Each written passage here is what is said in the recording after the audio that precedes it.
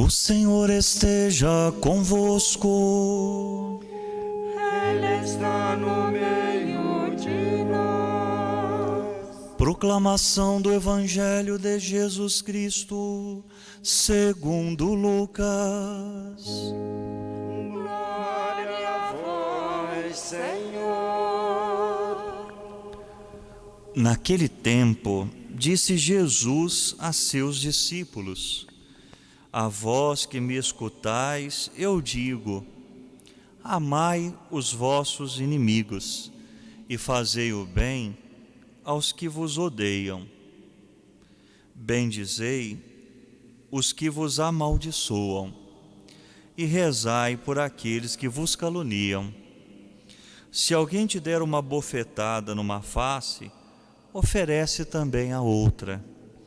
Se alguém te tomar o manto, deixa-o levar também a túnica.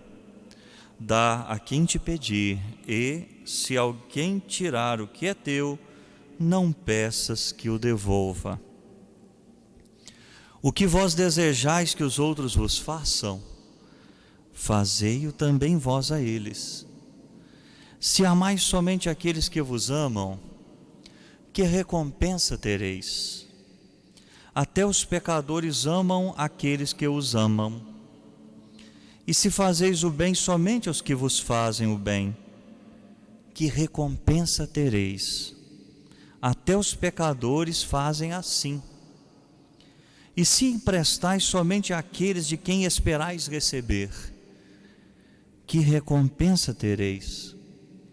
Até os pecadores emprestam aos pecadores para receber de volta a mesma quantia.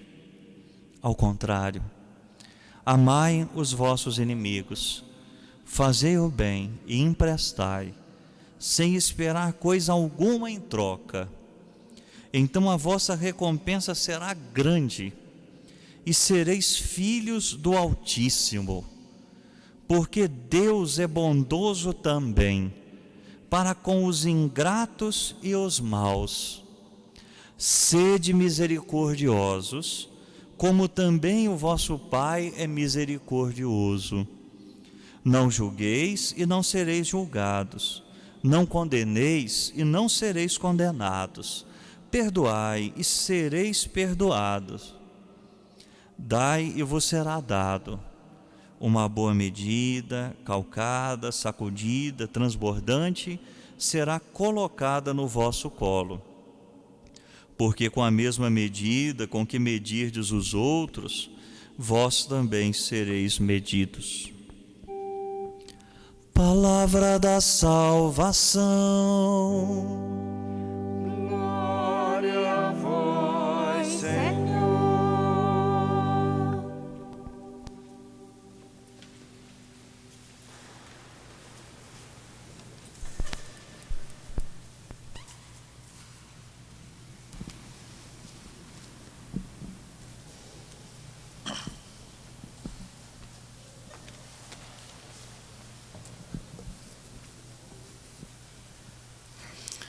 Estimado Padre Adenilson, meus queridos irmãos, minhas queridas irmãs, cumprimento também aqueles que nos acompanham através das redes sociais. O amor de Deus nos constrange, mas ao mesmo tempo nos impulsiona para caminhos novos. Quando eu digo que o amor de Deus nos constrange, é porque Deus continua a nos amar como um Pai bondoso e misericordioso. Porém, quando nós olhamos as nossas opções, quando nós vemos o que somos capazes de fazer e quando vemos também o que os outros são capazes de fazer com o seu próximo, a gente diz: estamos realmente bem distantes desse projeto de amor e de misericórdia que o Senhor veio nos trazer. Porém, como disse, o amor de Deus nos impulsiona a ir um pouco mais adiante, porque à medida em que nós ouvimos a sua palavra e quando nós vemos o exemplo dos santos homens e das santas mulheres, nós entendemos verdadeiramente o que é a prática do Evangelho, e isso inunda o nosso coração, nos anima e nos faz querer realizar aquilo mesmo que os seguidores de Jesus, os bons e os santos, foram capazes de fazer. Ora, meus irmãos e minhas irmãs, nós estamos nesse capítulo 6 do Evangelho que nos é narrado por São Lucas. E o capítulo 6 nos fala dessas bem-aventuranças, desse comportamento novo que Jesus deseja para todos os homens, para todas as mulheres. E a gente vê nos versículos anteriores, aqueles que nos são propostos no dia de hoje por Jesus, essas palavras fundamentais: felizes os pobres, felizes os puros, felizes os misericordiosos. E Jesus vai mostrando o comportamento ético e moral que nós precisamos ter, as opções que precisamos fazer se realmente formos os seus discípulos. Porém, Jesus vai além, porque Deus sempre pede um pouco mais de nós. Jesus vai além porque o seu ensinamento não cai na mesmice daquele que apenas deseja um caminho fácil para os homens. Jesus vai além porque Deus sempre é capaz de pedir a nós uma atitude heróica. Não apenas porque isso é obrigação nossa, porque Deus sabe sim que nós somos capazes. E se não realizamos, é talvez porque não nos tornamos discípulos como Ele deseja que nós sejamos. Ora, o que nos disse o Evangelho de hoje? Disse que nós devemos amar os nossos inimigos. E quando nós olhamos para nós mesmos, nós vemos que nós não amamos os nossos inimigos, e não poucos desejam que os seus inimigos desapareçam. Jesus vai dizer que nós devemos fazer o bem às pessoas que nos fazem o mal. Sejamos sinceros, não agimos assim. Jesus nos pede que sejamos capazes de suportar uma bufetada e até dar o outro lado para aquela pessoa que deseja nos agredir gratuitamente e que muitas vezes está ao nosso lado. E assim Jesus vai nos dizendo uma série de coisas que inegavelmente o nosso coração não está pronto ou talvez não deseje jamais suportar. Ora, meus irmãos e minhas irmãs, Jesus sabe que nós não somos tolos e que naturalmente nós não estaríamos prontos a receber qualquer tipo de violência. Afinal de contas, a justiça também faz parte da vida cristã.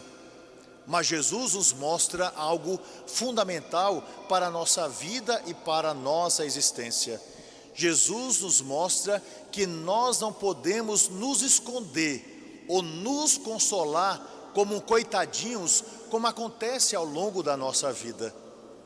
Nós certamente não recebemos gratuitamente tapas no rosto, ou talvez não percebamos que somos odiados por tantas pessoas, nós que nos sentimos pessoas até muito boas.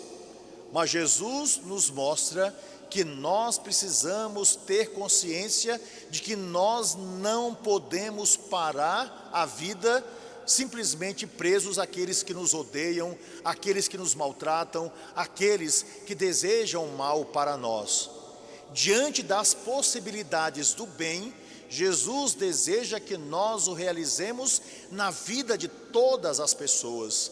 Inimigo não é aquelas pessoas a quem nós odiamos, ou melhor dizendo, aquelas pessoas que nos odeiam. Inimigo é aquelas pessoas a quem nós odiamos. Se nós não odiarmos a ninguém, nós não teremos inimigos.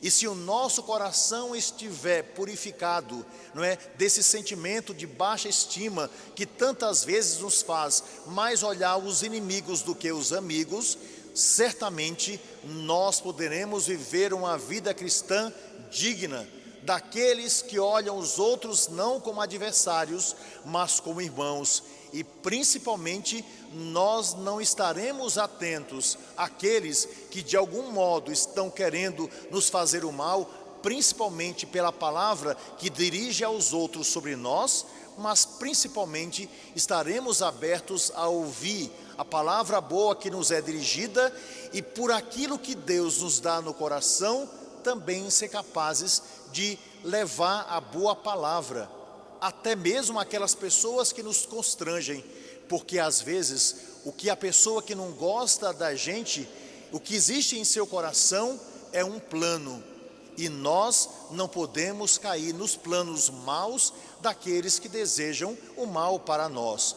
Portanto, Jesus nos dá um caminho, é rezar pelos nossos inimigos, é buscar fazer o bem a todas as pessoas, e à medida em que nós vamos praticando o bem, aquele que deseja nos fazer o mal se sentirá profundamente constrangido, e por não nos atingir, certamente desistirá do seu plano maldoso sobre a nossa vida. Portanto, a resposta que Deus nos dá e o projeto de Jesus é amarmos, e amarmos sempre, amarmos sem limite, sem medida, é fazer sempre o bem, buscar aquilo que de maravilhoso nós podemos realizar na vida dos nossos irmãos. E se no passado a lei de ouro era: não faça aos outros aquilo que você não deseja que pratiquem contra a sua vida, Jesus nos dá isso de uma forma positiva: faça o bem aos outros, esse mesmo bem que você deseja que as pessoas pratiquem em sua vida. Portanto, Jesus coloca em nós sentimentos positivos, sentimentos de amor e sentimentos que nos faz homens livres, porque aquele que está preocupado com os maldosos, aqueles que vivem o tempo todo preocupado com os seus inimigos, sempre será escravo da miséria que o outro deseja praticar em sua vida. Deus nos criou livres, livres para fazer o bem e livres para que a gente, a exemplo de Jesus, vá por um outro caminho. E o caminho, inegavelmente, é o do amor. O caminho, inegavelmente, é o da misericórdia. O caminho é o da oração, como Ele mesmo foi capaz de nos mostrar através de sua vida prática. Ora, meus irmãos e minhas irmãs, em meio ao Evangelho que o Senhor hoje nos deu, e também pelo exemplo dos antigos, que Davi podia se libertar do seu inimigo o matando, mas ele simplesmente não toca na vida do ungido, mas busca um outro caminho, que é o caminho da paz. Nós também, em meio à graça daquilo que hoje nós celebramos nesse 7º domingo do tempo comum, estamos com o coração cheios de desejo diante de Deus de praticar o bem àqueles que estão ao nosso lado, de um modo especial os nossos próximos, mais próximos. Nós estamos em meio a uma tragédia que não se deu por acaso, porque era uma tragédia anunciada. Nós não sabíamos nem o dia nem a hora, mas sabíamos que ela iria acontecer. Uma tragédia que eu, que tenho quase 10 anos aqui na Diocese de Petrópolis, já conheço bem, porque é a terceira pela qual eu passo.